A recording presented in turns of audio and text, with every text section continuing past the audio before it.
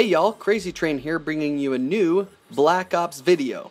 Now, this video is a little different than my other videos, but since my channel is still young, I thought it'd be fun to shake things up a little bit. Alright, so, with Call of Duty Black Ops 3 releasing this week, I thought it'd be fun to reflect on some of my favorite moments from the first two Black Ops games. Now, I'm not sure about you, but the Black Ops series is by far my favorite Call of Duty, and after playing the Black Ops 3 beta, I'm pretty sure that that's going to continue. So, here we go with my top 5 favorite Black Ops and Black Ops 2 moments. Alright, so to kick things off, I want to first go to Black Ops 2. Now, unlike a lot of other video games, one thing I thought was really cool about Black Ops 2 is the opportunity to see through the eyes of the game's main bad guy, the main antagonist, Raul Menendez. So at one point, the CIA raid Menendez's house and take his sister. And, naturally he's going to fight back, so he starts fighting back, but ultimately he's subdued by the CIA.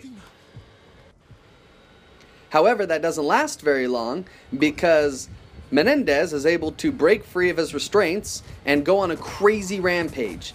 And what I thought was really cool was the game let us, go on that rampage through the town with all those soldiers and just go absolutely nuts on those guys. And taking out entire squads of soldiers with just like a shotgun and a machete, and it's just a rampage of madness and anger, and it's awesome. And what makes it even better is the fact that bullets and grenades from the other guys just don't really seem to do anything. And that's just, I don't know, I thought that was really cool. I think it's fun to take on a different character that you don't normally get to be, which is the bad guy. Normally you're just the good guy or a couple of different good guys or gals throughout a game, and so it's kind of fun to be the bad guy for once.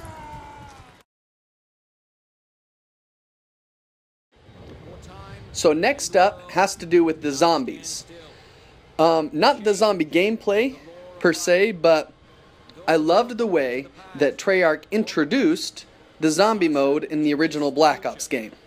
Rather than just saying, okay, here's a couple of guns and go kill a bunch of zombies, they throw us into a room with John F. Kennedy, Fidel Castro, Richard Nixon, and Robert McNamara.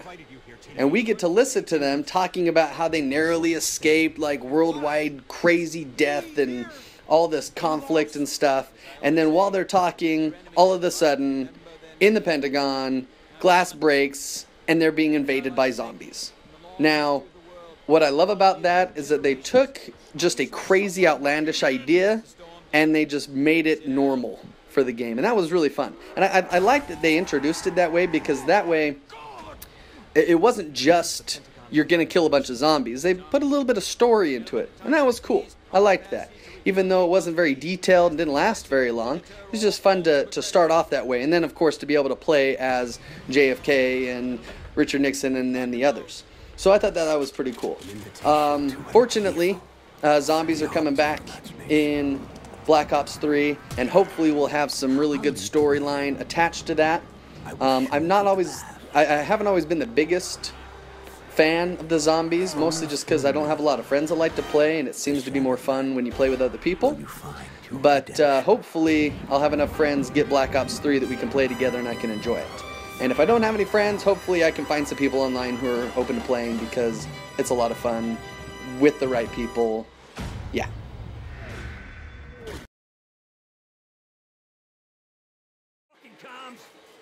So one of the things that I really liked about Black Ops 2, and I hope is more abundant in Black Ops 3, is the opportunity to make choices. Choices that affect the outcome of the game. Now, one of the things that's kind of a bummer about a lot of first-person shooter campaigns like Black Ops or even all of Call of Duty and Battlefield and others is that their storylines are so linear and so tight that they're kind of monotonous and boring. So it's fun when they incorporate some kind of change, some kind of choice. And so in Black Ops 2, we were able to make some choices that affected the game. And there was one choice that a lot of people didn't pick up on. And that was when you were shooting the hooded figure that you believed was Menendez. Now, those who played, you sniped the guy, he's got the hood on. Obviously, since he's got a hood on, it's some kind of shady character, and obviously it's not Menendez. But when you get up there, you realize that it's Alex Mason, who's the main character from the first Black Ops. And that's a huge blow to the heart of every player who played, and it's a real bummer. Now, one of the things that many people didn't realize was that you could actually get through the game without killing Alex Mason. So when you are looking at him through the scope, if you shoot him in the legs, he doesn't actually die, and he comes back at the end of the game, and that's really kind of cool. So it's kind of almost a hidden Easter egg of choice in there. So that was kind of fun, learning that. I think that moment, regardless, even if you shot him in the head, was just this really big moment, because it's such an easy, small, little escape or death for one of such a big character that they just make it so quick, and that they let you, or they make you be the one to kill him. So I thought that was kind of cool. Hopefully we've got some more twists and fun little happenings like that in Black Ops 3 and in the future of Call of Duty.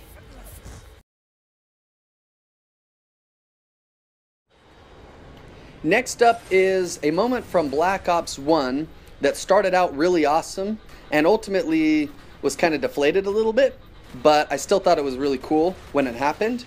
And that was the opportunity to assassinate Fidel Castro.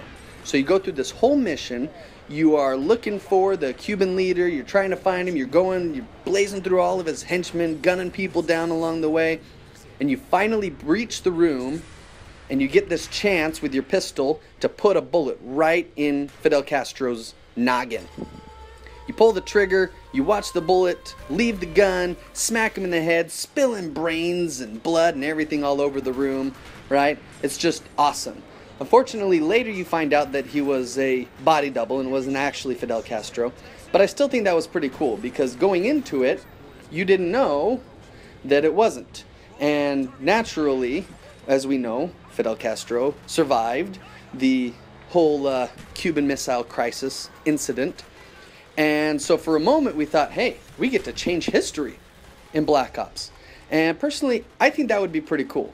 And that's actually something I hope that Activision and their buddies do in future Call of Duties. Because we've had some historical battles, we've had modern battles, we've had sort of the futuristic nature of battles with Advanced Warfare, and now with Black Ops 3. So I'm really hoping that maybe they'll kind of take a different turn in future Call of Duties. Maybe give us a chance to change history a little bit. I think that would be kind of cool.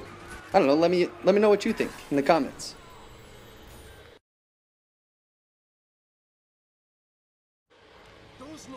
As you can probably guess, my #1 top moment from the Black Ops series so far comes from Black Ops 1 at the very end. So we've been playing the whole game as Alex Mason. We know that he's got some kind of mental issue, something happening because of all these numbers floating around. We know that he's been through just absolute hell. We know that he's got this friend, Viktor Reznov, who's helped him out throughout the entire game and always shows up right at the right moments to save him. They've saved each other. They're like best buddies, right? So at the end of the game, we face off against Steiner, the scientist who created Nova 6, this awful, like, nerve toxin that kills almost instantly, right? And we finally get a chance to capture him. But instead of capturing him, Reznov puts a bullet in his head. So as soon as we see that happen, my voice cracked there a little bit, as soon as we see that happen, we jump over to Jason Hudson, who's a buddy of Mason's, right, in the CIA, and we follow Hudson through this building, seeing his perspective, and we get to where Reznov is killing Steiner, but it's not Reznov. And it's actually Alex Mason who's saying, "My name is Viktor Reznov," and putting the bullet in Steiner. And that's when we realize, and that's when we get this great twist where, hey, everything that we've experienced so far in this game has all pretty much been some kind of figment of Mason's imagination. All the things that he's gone through, all the times that Viktor Reznov was there to help him, it was all in his mind.